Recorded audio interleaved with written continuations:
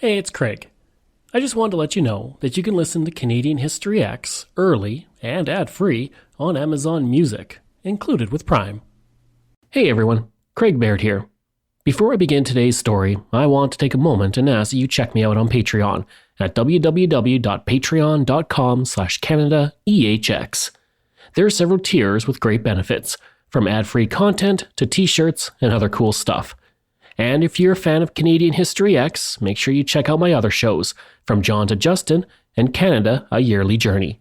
And don't forget, you can also donate directly to the show at www.canadaehx.com. It helps keep this show going. Alright, on with the show. In the mid-1840s, the docks of Annapolis Royal, Nova Scotia, could be a rough place. With so much traffic coming and going from the harbor, there was a plethora of ne'er-do-wells passing through. Like a gang of droogs from A Clockwork Orange, they looked for trouble once they left the confines of their ships. But woe to the misfit who caused a ruckus there, because if you broke the law, be ready to pay the price. Because from the ocean fog, a 19th century Batman would emerge. This angel of the night wasn't a shredded Christian Bale type, ready to drop in from the shadows. No, this superhero was a short black woman in her 60s, wearing a man's coat and a felt hat, holding a walking stick to take on the rabble-rousers. Although in that outfit, perhaps it's more apt to say that she was more Darkwing Duck than Dark Knight. I'm Craig Baird. This is Canadian History X, and today we are shining a light on a champion who owned the night. This is the story of Rose Fortune.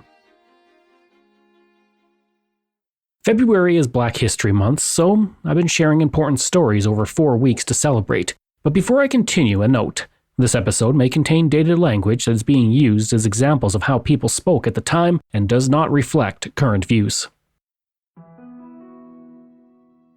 From approximately 1526 to 1867, about 12.5 million enslaved men, women, and children were put on ships in Africa.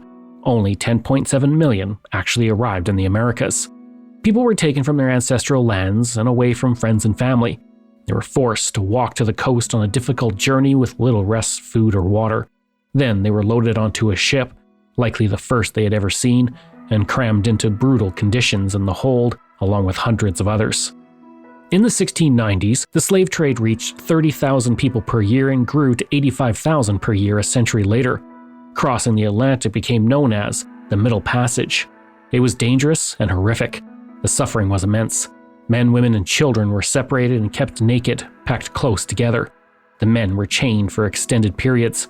The sun became a distant memory, and they were prisoners at sea for 80 days in disgusting conditions.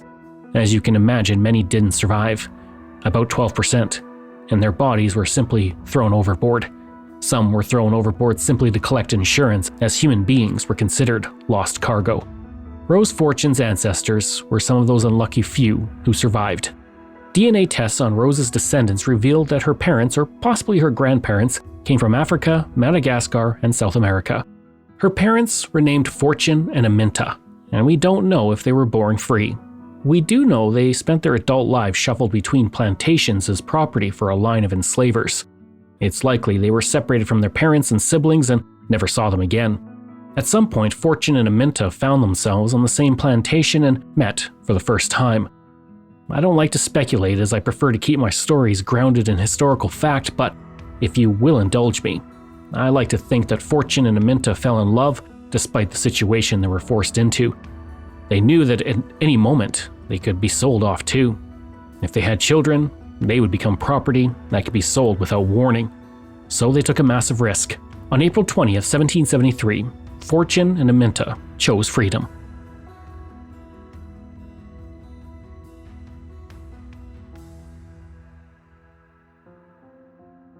In the dead of night, they ran away from the plantation of William Bradley.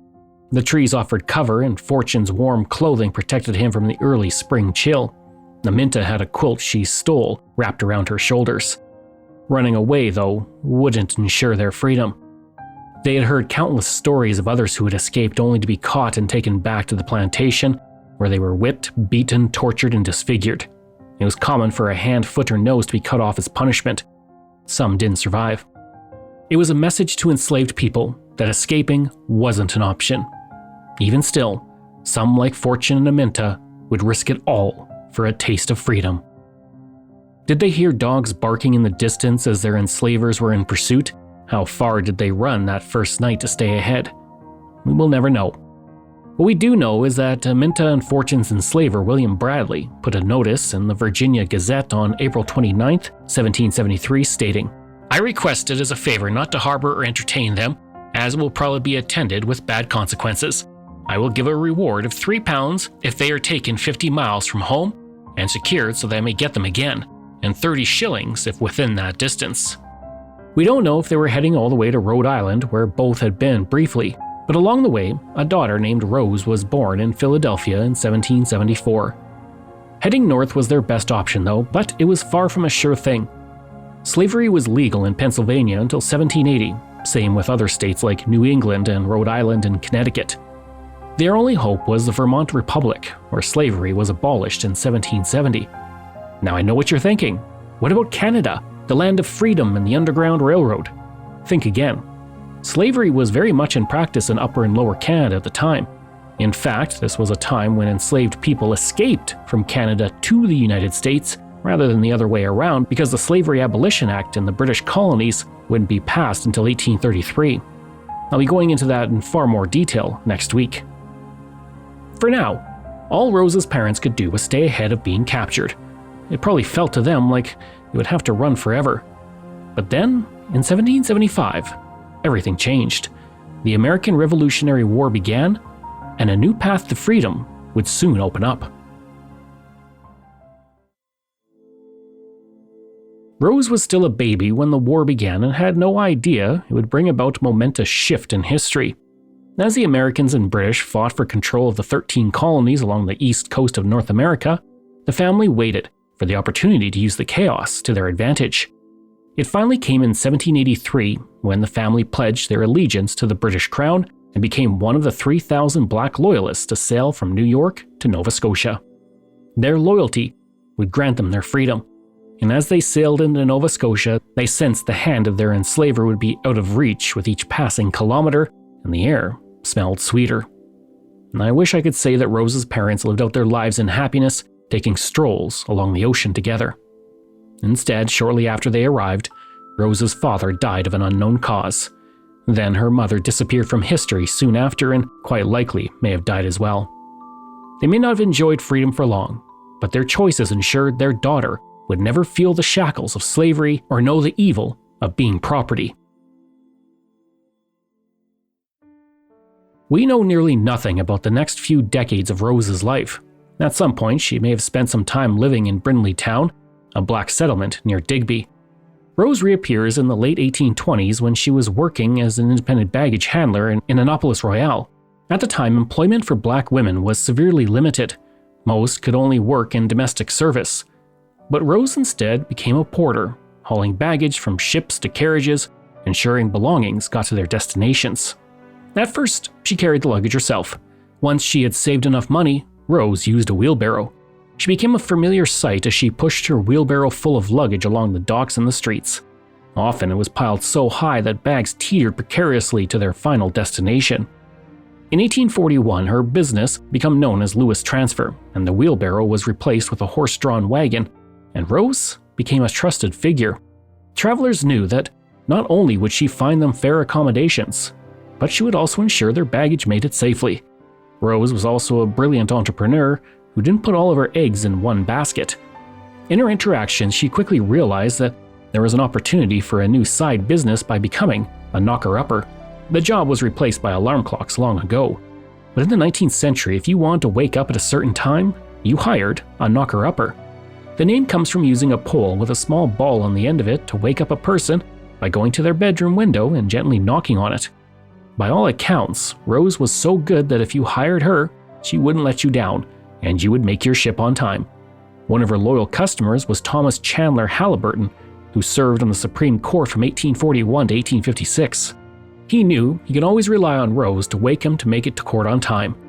The mayor of the town, Dr. Augustus Robinson, wrote he often heard her urging the judge to, quote, "Come along, Judge, come along." For his part, Judge Halliburton often tipped her a shilling.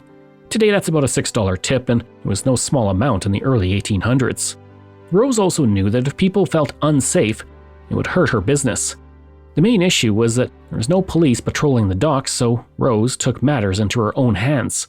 She stood over her mini kingdom, wearing a man's long coat with a wide brim hat to keep out the cold. Anyone who tried to intimidate her was quickly taught the error of their ways. She wielded her cane like Donatello's bow staff, and like a ninja turtle was ready to knock sense into anyone who didn't keep the peace. Rose imposed a strict curfew on the docks, and she made sure everyone followed it. It didn't matter that she was a short, elderly woman. If you crossed her, you'd be nursing a goose egg on your head. As unofficial dock security, Rose has earned the distinction by historians of being the first female police officer in Canada and quite possibly North America. And on top of everything else, she made sure that those who want to escape to freedom could do so, because Rose was part of the Underground Railroad. When escaped enslaved people reached the city, she ensured they were taken to safe locations. She knew what slavery had done to her parents, and she wanted to help others escape it.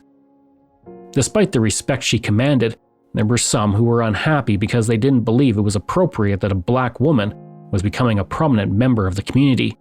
There was also anger she refused to live in the nearby Laquelle, which was mostly a black community. She may have been free from slavery, but not racism. On at least 2 occasions, she was accused of running a disorderly house. Today we would call it a brothel. Back in 1836 and 1839, she had to defend herself against those charges. On the first occasion, she was acquitted. The records of the second instance are lost to history, but it's reasonable to assume she was acquitted once again. These accusations were likely brought against her by those who resented her race and success. Her businesses were on the right side of the law, and she continued to work well into her 70s. In 1852, Lieutenant Colonel Burroughs Wilcox Arthur Slay was leaving an inn when he was met by an attendant. He wrote, "I was aided by a curious old Negro woman, rather stunted in growth, as black as the ace of spades, and dressed in a man's coat and a felt hat." Rose Fortune was a woman who was hard to forget. As time went on, severe rheumatism set in, and Rose had a tough time working. Thankfully, her son John had taken over the family business, and she could begin to live a retired life. And on February 20th, 1864, Rose died. She was about 90 years old. She was buried at Garrison Cemetery in Fort Anne in an unmarked location. But thanks to the bravery of her parents 9 decades earlier, Rose never knew a whip and was never sold as property. She was free to build her own life, and she made the most of that opportunity. And her legacy continues long after her death. The baggage hauling business lived on for several generations, passed down to her family until the mid-part of the 20th century. In 1999, a plaque in her honor was placed near her former home. The Rose Fortune Gate in Bedford, Nova Scotia was also named after her. In 2017, sculptor Brad Hall created a stylized wheelbarrow made of iron and stone to honor Rose. The wheelbarrow sculpture also serves as a bench and now marks her grave. 1 year later, Rose was named a Person of National Historic Significance by the Government of Canada, and a plaque was mounted on a boulder donated by Rose's descendant, Fred Bailey. It sits at the waterfront, which Rose once patrolled. The MV Fundy Rose, a ferry that runs between Digby and St. John, New Brunswick, carries her name. But perhaps most significantly, Rose's direct descendant, Doreen Lewis, became the first black woman to be elected mayor of a Canadian city. She served as the mayor of Annapolis Royal for 4 years in the mid-1980s, and then became the first black woman to run for the Nova Scotia legislature in 1988. She would also go on to receive the Queen's Jubilee Medal and the Order of Canada. All this thanks to 2 enslaved people who risked it all in their search for freedom, and a woman who defended the docks. I hope you enjoyed that episode and our look at Rose Fortune. Next week, we're doing a deep dive into Canada's slavery history. This show is researched, produced, and written by me, Craig Baird, with the help of Dila Velasquez. Audio production and design by Rosalind Kufor. If this is your first time listening and you like what you heard, please take a moment and give us a 5-star review to help other people find these amazing stories. and there are so many for you to sink your teeth into. If you enjoy this podcast, then please check out my other podcasts, From John to Justin, Canada, A Yearly Journey, Pucks and Cups, and Canada's Great War. We love hearing from you, so if you have a show topic you want me to cover, email me at craig@canadaehx.com or stop by my website and social media. I'll include all of those in my show notes. Until next time, I'm Craig Baird, and this is Canadian History X.